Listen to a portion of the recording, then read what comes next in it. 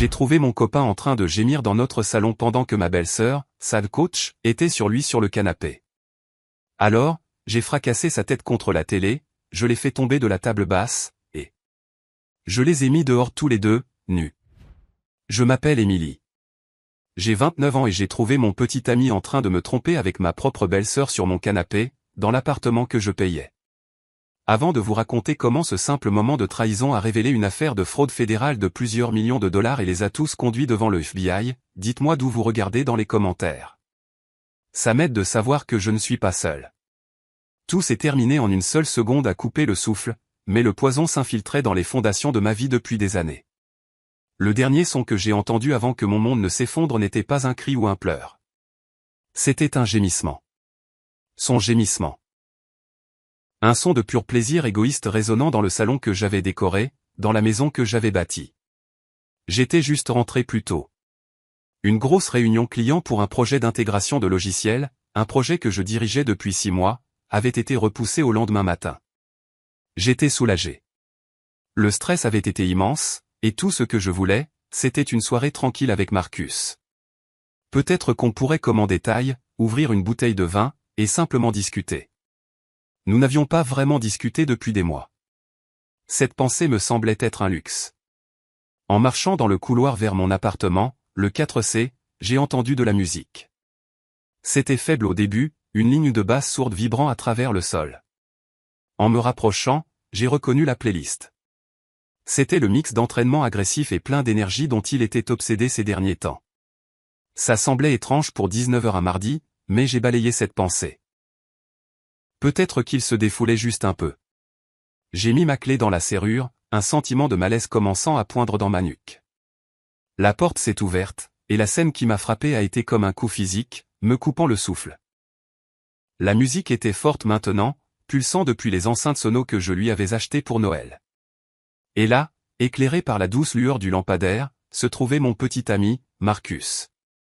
Il était sur le canapé sectionnel gris pour lequel j'avais économisé, le canapé dont j'étais si fier. Et se tortillant sur lui, ses cheveux blonds étalés sur mes coussins en soie, se trouvait ma belle-sœur, Vanessa. Mon cerveau s'est juste arrêté. Le monde n'est pas devenu silencieux ou ralenti. Il est devenu intensément, douloureusement net.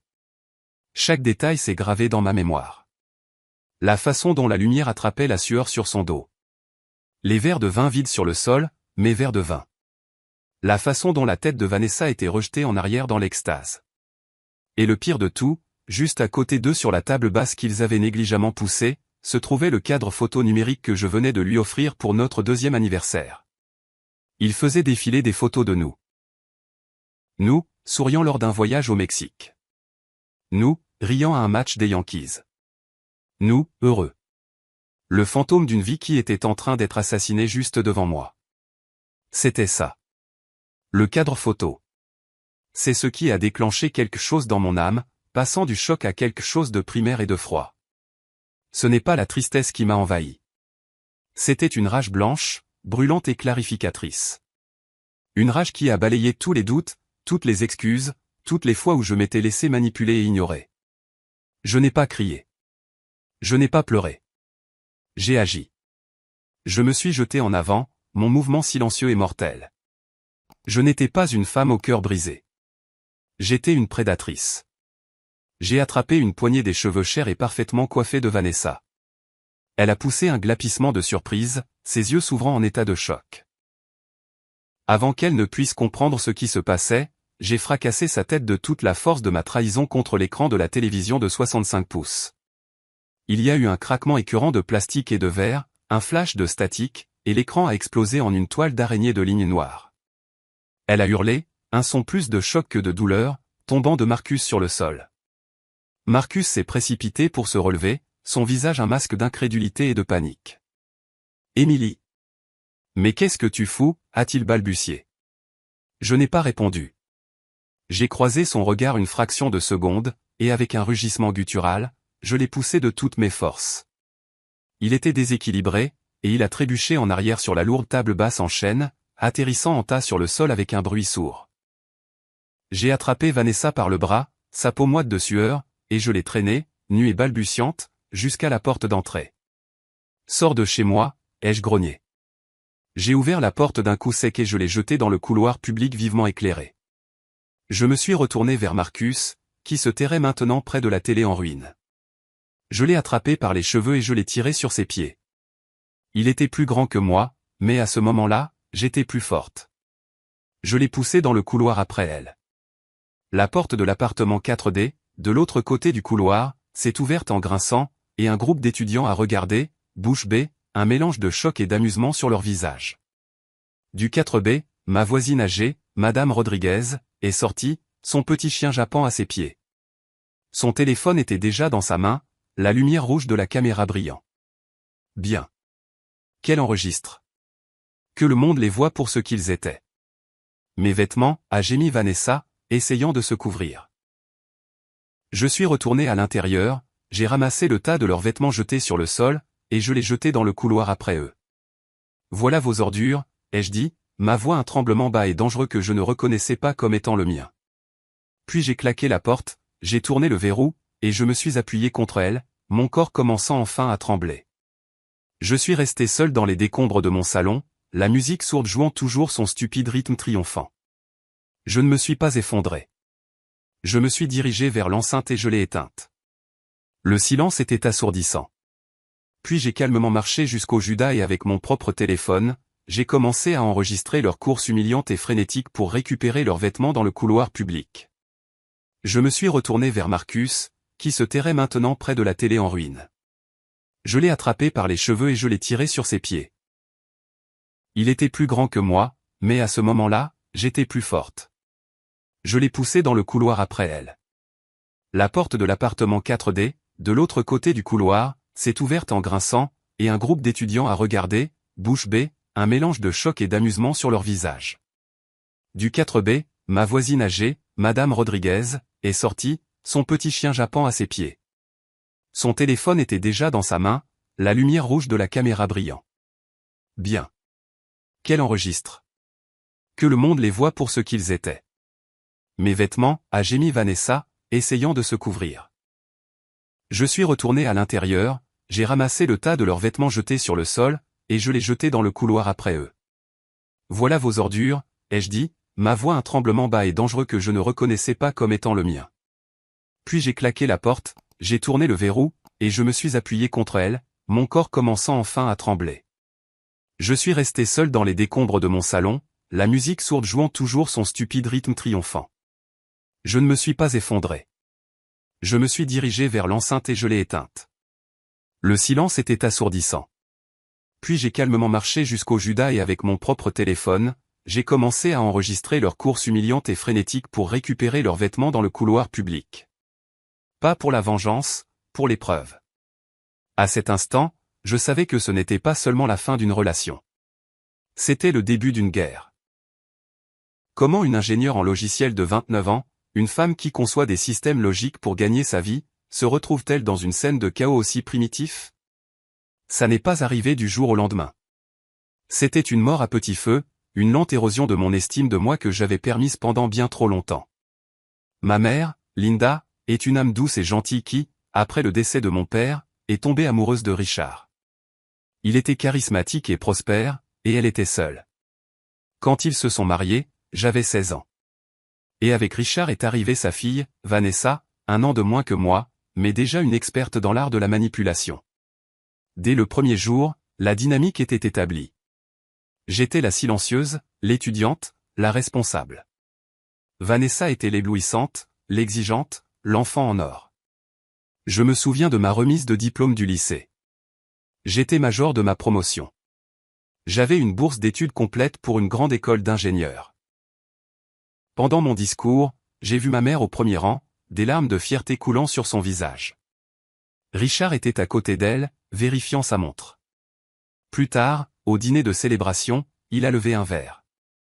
À Émilie, a-t-il dit avec l'enthousiasme d'un homme lisant une liste de courses. Passons maintenant à des nouvelles plus excitantes.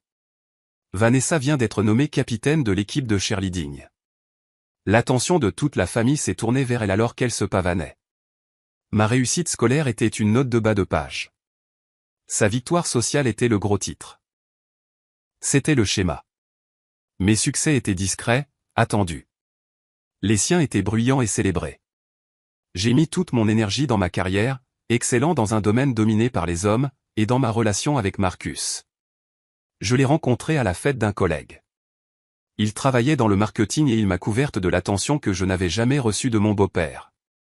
Il m'a fait sentir comme le centre de l'univers. Quand il a emménagé dans mon appartement 8 mois plus tard, j'étais aux anges. Mon salaire était facilement 3 fois supérieur au sien, mais je m'en fichais. Je payais le loyer, les factures, les courses.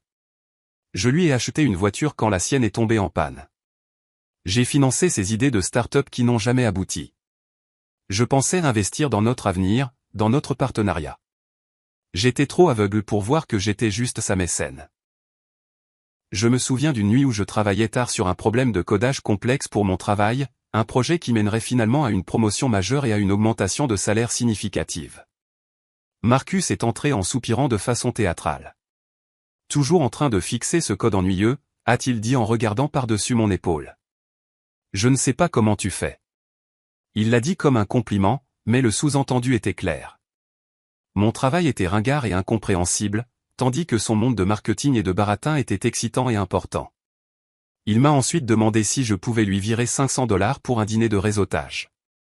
Je l'ai fait sans hésiter. C'est moi qui gagnais l'argent.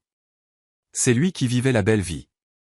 Le début de la fin est venu, comme si souvent, d'une insécurité la sienne, pas la mienne. Il a assisté au somptueux mariage d'un ami d'université dans les Hamptons. Le marié était un ponte de la tech qui venait de vendre son entreprise à Google. Marcus est rentré chez lui transformé. Il était maussade, silencieux et intensément critique envers lui-même et, par extension, envers notre vie. Il n'arrêtait pas de se regarder dans le miroir, se palpant le ventre. J'ai l'air d'une loque, a-t-il annoncé un soir. Ce type, mon âge, et il a l'air d'une star de cinéma. Il faut que je me reprenne en main. J'ai besoin d'une transformation totale. Désireuse d'être la petite amie solidaire et pragmatique, j'ai sauté sur l'occasion de l'aider. Tout ce dont tu as besoin, chérie, ai-je dit, soulagé d'avoir un problème concret à résoudre. Prenons le meilleur. Je m'en occupe. Le lendemain, je l'ai inscrit à Elite Fitness, la salle de sport la plus chère et la plus exclusive de la ville. $180 par mois, plus les frais d'entraîneur personnel, le tout prélevé automatiquement sur mon compte bancaire. Je pensais lui acheter de la confiance en lui. Je n'avais aucune idée que je payais pour l'arme qui allait être utilisée pour me détruire. Une semaine plus tard, il est rentré de sa première séance, vibrant d'une énergie que je n'avais pas vue depuis des mois. Tu ne devineras jamais sur qui je suis tombé, a-t-il dit, les yeux brillants. Vanessa, ta belle-sœur. C'est une coach superstar là-bas. Tout le monde veut s'entraîner avec elle. Elle a dit qu'elle me ferait un prix et qu'elle m'entraînerait personnellement. Un petit neuf froid s'est formé dans mon estomac. Vanessa, ai-je demandé. Je ne savais pas que vous étiez si proche. On ne l'est pas, a-t-il dit rapidement. Un peu trop rapidement. C'était juste une coïncidence. C'est parfait, non? Ça reste en famille. Il a ri. J'ai forcé un sourire, mais le neuf froid est resté. La tempête s'est formée si lentement au début que je n'ai presque pas remarqué le changement de pression atmosphérique dans ma propre maison. Les séances d'entraînement, initialement prévues 3 jours par semaine, sont rapidement passées à 5. Puis elles ont commencé à se prolonger de plus en plus tard dans la soirée. Il rentrait en titubant à 22h, parfois 23h, épuisé et euphorique, sentant la sueur et un parfum écœurant qui n'était certainement pas le mien. C'était une séance d'étirements intense, disait-il, les yeux évitant les miens alors qu'il se dirigeait vers la douche. Vanessa est une machine. Elle repousse vraiment mes limites. Les dépenses se sont accumulées à un rythme alarmant. $300 pour un panier de poudre de protéines et de compléments exotiques d'une marque recommandée par Vanessa. $500 pour de nouvelles tenues de sport de marque parce que, comme l'expliquait Marcus, il faut avoir l'air pour se sentir à la hauteur. $1000 pour un appareil de cardio high-tech pour l'appartement afin qu'il puisse faire des séances supplémentaires les jours de repos. Mon argent, ma carte de crédit. Je finançais sa transformation, et il se transformait en un parfait inconnu sous mes yeux. Mes amis et ma famille l'ont vu. Ma sœur Jessica, qui n'a jamais fait confiance à Vanessa, m'a appelé en panique un après-midi. Émilie, j'ai vu Vanessa au centre commercial, a-t-elle dit, la voix tendue par la colère. Elle était avec ses amis, et je l'ai entendu parler de Marcus. Elle riait, disant qu'elle l'avait dans sa poche et qu'il ferait tout ce qu'elle disait. C'était dégoûtant. S'il te plaît, fais attention. J'ai confronté Marcus ce soir-là. J'étais calme. J'étais rationnel. Je lui ai dit ce que Jessica avait entendu. Sa réaction a été explosive. « Tu es sérieuse ?» a-t-il hurlé, le visage rouge. « Tu vas écouter ta petite sœur jalouse plutôt que moi. Je fais enfin quelque chose pour moi. Je retrouve enfin confiance en moi. Et tu essaies de saboter ça. C'est ce que tu fais toujours, Émilie. Tu ne supportes pas de me voir heureux. » Il est parti en claquant la porte, me laissant debout dans la cuisine, tremblante, mes propres préoccupations légitimes transformées en une arme et utilisées contre moi. La manipulation était si efficace que je me suis demandé si j'étais celle qui avait tort. L'indice final et brutal est venu lors de notre dernier dîner de famille. C'était pour l'anniversaire de mon beau-père, Richard. Toute la famille était réunie dans un steakhouse guindé et hors de prix qu'il adorait. Je faisais de mon mieux pour être agréable, pour maintenir la façade d'une famille heureuse. Tout au long du dîner, Vanessa était insupportable. Elle n'arrêtait pas de parler de son client vedette, Marcus, et de ses incroyables progrès physiques. À un moment donné, elle a tendu la main à travers la table et a serré son biceps, laissant sa main s'attarder bien trop longtemps. « Tout mon dur labeur porte ses fruits », a-t-elle ronronné en me regardant droit dans les yeux. J'ai senti une bouffée de chaleur humiliante me monter au cou. J'ai regardé ma mère, qui m'a fait un petit signe de tête inquiet. J'ai regardé Richard, qui les regardait rayonnant comme un père fier. « Vous formez une super équipe », a-t-il claironné. Alors qu'elle retirait sa main, quelque chose a scintillé sous les lumières du restaurant. C'était un délicat collier en argent avec un petit pendentif en forme de boucle infinie. Mon souffle s'est coupé. C'était un cadeau de ma grand-mère, décédée 2 ans plus tôt. C'était mon bien le plus précieux. Je pensais l'avoir perdu il y a des semaines. J'avais retourné mon appartement pour le chercher. Et il était là, autour du cou de ma belle-sœur. Nos regards se sont croisés à travers la table. Il n'y avait aucune prétention, aucun déni, juste un petit sourire triomphant qui jouait sur ses lèvres. Elle savait que je savais. Elle a mis une main sur sa poitrine, un geste délibérément désinvolte, attirant mon attention sur le morceau volé de ma vie qu'elle portait si effrontément. C'était une déclaration de guerre. C'était un jeu de pouvoir. Elle me disait sans mots, je peux te prendre tout ce que je veux. Même ça. À ce moment-là, je n'avais pas besoin de preuves de la liaison. Je n'avais pas besoin de les surprendre en flagrant délit. Je savais. Je savais que mon petit ami couchait avec ma belle-sœur. Je savais qu'il prenait plaisir à me ridiculiser. Et je savais que ça devait cesser.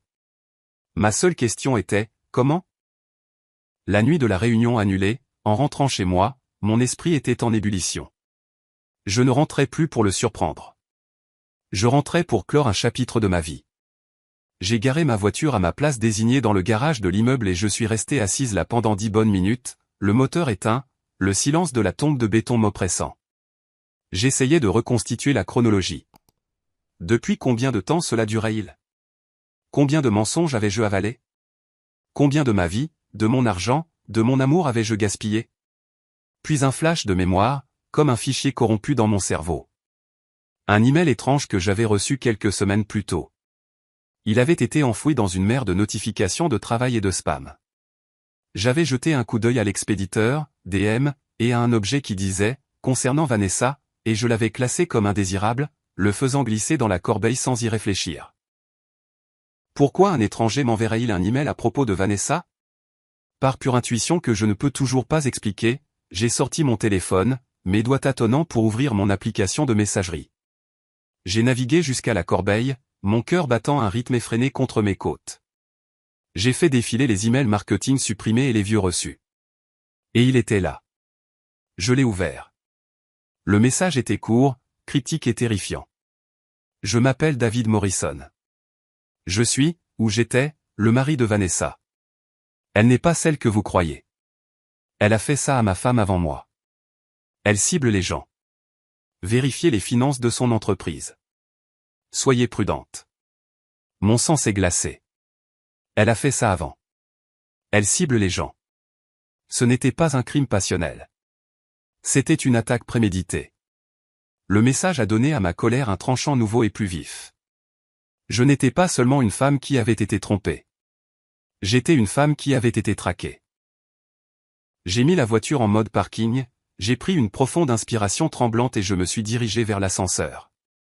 Je n'étais plus une petite amie au cœur brisé rentrant chez elle pour une confrontation. J'étais une ingénieure entrant dans un système gravement défectueux, et j'étais sur le point de déboguer ce système de fond en comble.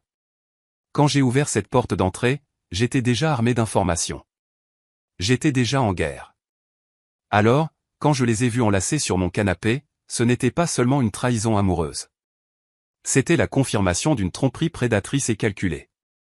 Après que l'écran de la télé s'est fissuré et qu'ils se sont débattus, nus et humiliés dans le couloir, mon premier instinct n'a pas été de m'effondrer en 1000 morceaux. C'était de construire une forteresse.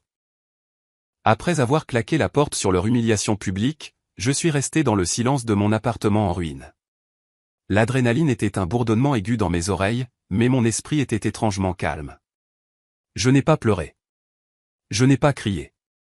Je me suis dirigé vers mon bureau, je me suis assise sur la chaise ergonomique que j'avais achetée pour mes longues heures de codage, et je me suis mis au travail. Marcus se croyait malin. C'était un beau parleur du marketing qui pensait que le monde fonctionnait au charme et à la tromperie. Mais c'était un amateur face à une architecte de système professionnel. Il avait connecté tous ses appareils au son téléphone, sa tablette, son ordinateur portable à mon réseau domestique. Mon réseau. Il s'était même plaint quelques mois plus tôt de ne pas savoir comment configurer correctement ses sauvegardes sur le cloud. Tu es si doué pour ces trucs, chérie. Tu peux t'en occuper, avait-il demandé. Il n'avait aucune idée que, par paresse, il m'avait donné les clés maîtresses de toute sa vie numérique. Je n'avais pas besoin de ses mots de passe. J'avais un accès route à tout. En quelques minutes, j'y étais. J'ai contourné ces protocoles de sécurité fragiles et j'ai lancé une extraction complète des données. Les SMS ont été la première chose que j'ai trouvée, une chronique de 4 mois de leur liaison sordide. C'était graphique, écœurant. Ils se moquaient de moi, m'appelant « la bête de somme » et « le distributeur de billets ». Il l'avait fait dans mon lit pendant que j'étais en voyage d'affaires. Il l'avait fait dans sa voiture, la voiture dont je payais l'assurance. Il avait utilisé la carte de crédit d'urgence que je lui avais donnée, ma carte, pour payer des chambres d'hôtel somptueuses pour leur rendez-vous de l'après-midi, les réservant sous un faux nom. La rage brûlait, mais c'était un feu froid et concentré maintenant. J'ai méticuleusement sauvegardé chaque message, chaque horodatage. C'était la preuve pour l'ordonnance restrictive. Mais j'ai continué à creuser. Je suis une ingénieure. Je suis formé pour chercher des schémas, des anomalies dans le système. Et j'en ai trouvé une. Ce n'était pas dans les textos. C'était enfoui profondément dans ses dossiers financiers, dans un sous-répertoire qu'il avait intelligemment mal étiqueté, vieux projets universitaires. S'y trouvaient des documents numérisés, des feuilles de calcul complexes et une série de factures qui m'ont glacé le sang. Et c'est là que le tableau complet et horrifiant a pris forme. Ce n'était pas juste une liaison. C'était une entreprise criminelle sophistiquée. Mon souffle s'est coupé. J'ai regardé une facture envoyée par une société appelée Elite Fitness Physical Therapy à l'assurance maladie de Marcus.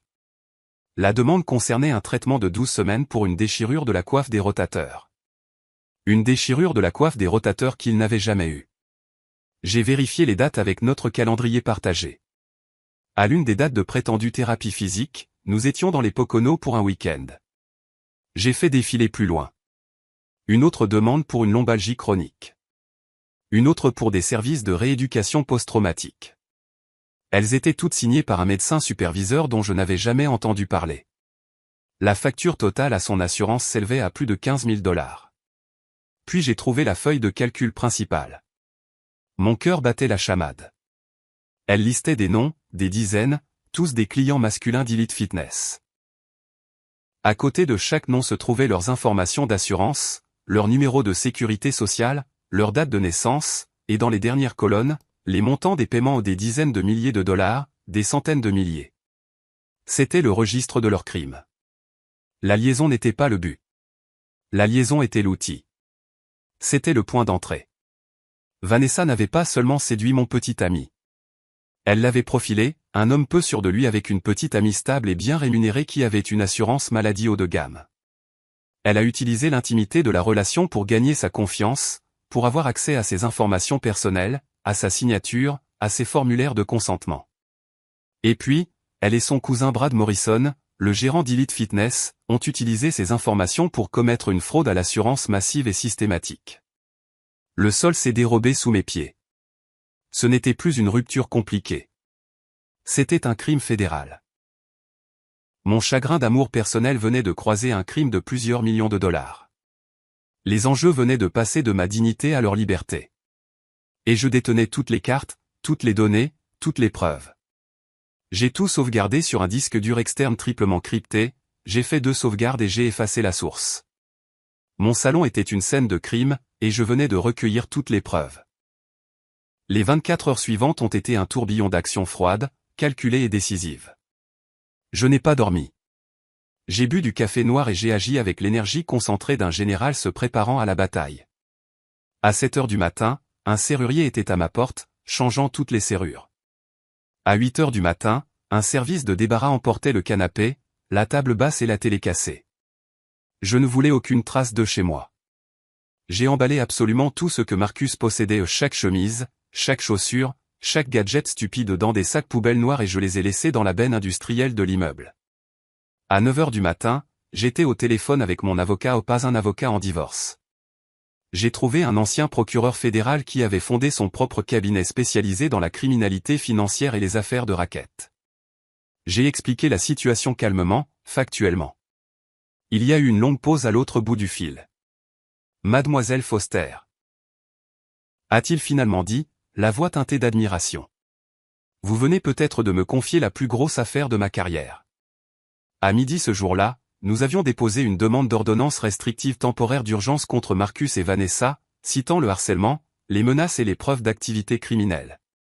La riposte a été immédiate et vicieuse. Mon beau-père, Richard, s'est présenté à ma porte ce soir-là, tambourinant dessus, le visage violet de rage. « Comment as-tu pu faire ça ?» a-t-il hurlé à travers le bois massif. « Tu les as agressés.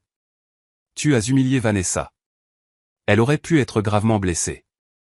Tu as toujours été jalouse de son succès, et maintenant tu essaies de ruiner sa vie. Je n'ai même pas ouvert la porte. J'ai parlé à travers le Judas, ma voix froide et dure comme l'acier. Dégage de ma propriété, Richard, ai-je dit. Avant que je ne t'ajoute à l'ordonnance restrictive pour harcèlement. Il est resté là à bredouiller une minute de plus avant de finalement partir en trombe. La vraie peur s'est installée 2 jours plus tard. Je marchais vers ma voiture dans le parking de mon bureau après une longue journée de travail. Il était tard et le garage était presque vide, l'air épais d'une odeur de béton et de gaz d'échappement. Soudain, Marcus est sorti de derrière un pilier en béton, me barrant le chemin. Il avait violé l'ordonnance restrictive sans hésiter. Son visage n'était ni désolé ni triste. Il était laid, tordu par une rage désespérée. « Tu n'as aucune idée à qui tu t'attaques, Emily ?» a-t-il sifflé en se rapprochant. Une odeur d'alcool rassis émanait de lui. « Tu te crois si maligne avec tes petits tours d'ordinateur. Laisse tomber. Laisse tomber le procès. Laisse tomber la plainte. Laisse tout tomber maintenant. Ou je te jure devant Dieu que je vais te ruiner. Je dirai à la police que tu m'as attaqué sans provocation. Je dirai à ton entreprise que tu voles des secrets professionnels. Je ferai en sorte que tu perdes ton travail, ta réputation, tout. » J'ai ressenti une véritable pointe de peur primitive. Il était plus grand que moi et il était acculé. Au même moment, une épaisse enveloppe est arrivée à mon bureau par coursier.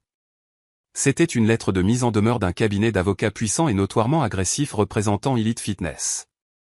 Elle était remplie de jargon juridique, m'accusant de diffamation, d'ingérence délictueuse dans les affaires, et menaçant d'une contre-poursuite de plusieurs millions de dollars. Pendant un moment terrifiant, j'ai senti le poids de tout cela m'écraser. C'était moi, une femme seule, contre une société, contre 2 criminels qui n'avaient plus rien à perdre. Je me suis assise dans ma voiture, la lettre de menace sur mes genoux, et j'ai finalement pleuré. Pas pour la perte de la relation, mais à cause de la pression écrasante du combat que j'avais commencé. Je me sentais petite et très, très seule. Ce soir-là, assise dans mon appartement silencieux et à moitié vide, j'ai failli abandonner. Le combat semblait trop grand, les ennemis trop puissants. Mon propre avocat m'avait prévenu, ils essaieront de vous noyer sous les frais de justice. Ils essaieront de vous briser. Êtes-vous sûr d'être prête pour ça? Je n'étais plus sûr de rien. Puis mon téléphone a sonné. Un numéro inconnu. J'ai failli l'ignorer, mais quelque chose m'a poussé à répondre. Est-ce bien Emily Foster? A demandé une voix d'homme. Elle était calme, hésitante, et lourde d'une lassitude que j'ai reconnue. Qui est à l'appareil? Ai-je demandé, la voix rauque. Je m'appelle David Morrison, a-t-il dit. J'étais le mari de Vanessa. Je suis le DM qui vous a envoyé cet email. Je me suis affalé sur une chaise, mes jambes soudainement faibles. J'ai vu la vidéo de ce qui s'est passé dans votre couloir, a-t-il poursuivi, sa voix remplie d'une triste lassitude. Elle est devenue virale dans quelques groupes communautaires locaux. Elle a déjà fait ça, Emily. Plusieurs fois. Je collecte discrètement des preuves depuis des années, essayant de monter un dossier pour mon divorce, essayant de prouver qu'elle était inapte à avoir la garde de notre fils. J'ai des documents. J'ai des noms d'autres femmes. J'ai une boîte pleine de preuves. Je pense qu'il est temps que nous parlions. Et d'un seul coup, le poids écrasant s'est levé. Je n'étais plus seul. J'avais un allié. La proie venait de devenir la chasseresse.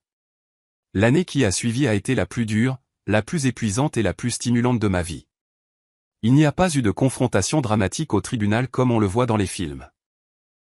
La guerre a été une campagne éreintante menée dans des bureaux d'avocats stériles, lors de dépositions de 10 heures sous des néons, et à travers des montagnes de preuves numériques et papier. David et moi sommes devenus une équipe improbable mais redoutable.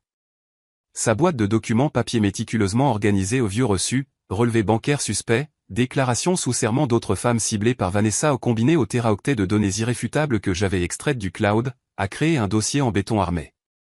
Nous avons trouvé 5 autres hommes qui avaient été séduits et fraudés de la même manière par Vanessa. Ils hésitaient à se manifester au début, honteux et effrayés, mais voir que moi, une femme, était prête à mener la charge leur a donné le courage. Ensemble, nous avons intenté une action collective en justice contre Elite Fitness et sa société mère. Mon rôle dans cette guerre était unique. Je n'étais pas seulement la plaignante principale et le témoin vedette. Dans ces longues réunions avec notre équipe juridique, j'étais l'experte. C'est moi qui dessinais des diagrammes de réseau sur le tableau blanc, expliquant l'informatique légale, traçant les adresses IP et montrant exactement comment le blanchiment d'argent et la fraude à l'assurance avaient été commis. J'avais trouvé ma voie, et elle était soutenue par des preuves logiques indéniables. Je regardais des avocats chevronnés m'écouter, moi, une ingénieure en logiciel de 29 ans, avec une attention captivée. La même intelligence que Marcus avait dénigrée était maintenant l'arme qui allait faire s'effondrer son monde. La première vraie fissure dans leur forteresse est venue de Veronica Chin, une journaliste d'investigation tenace du principal journal de la ville. Informée par notre avocat, elle n'a pas seulement écrit un article. Elle a lancé toute une série d'enquêtes intitulées « Prédateurs à la salle de sport, sexe, mensonges et fraude à l'assurance chez Elite Fitness ». L'histoire a explosé. L'indignation publique a été immense. Avec les preuves claires de fraude électronique traversant les frontières des États que j'avais fournies, le FBI, qui surveillait discrètement la situation, a officiellement lancé une enquête fédérale. La fin n'est pas venue avec un grand fracas, mais avec une série de redditions silencieuses et dévastatrices. Faisant face à des accusations fédérales et à un cauchemar de relations publiques, la société mère d'Elite Fitness a plié. Ils ont réglé notre procès civil à l'amiable pour éviter un procès public catastrophique. Le chèque qu'ils ont signé était d'une somme qui a changé toutes nos vies.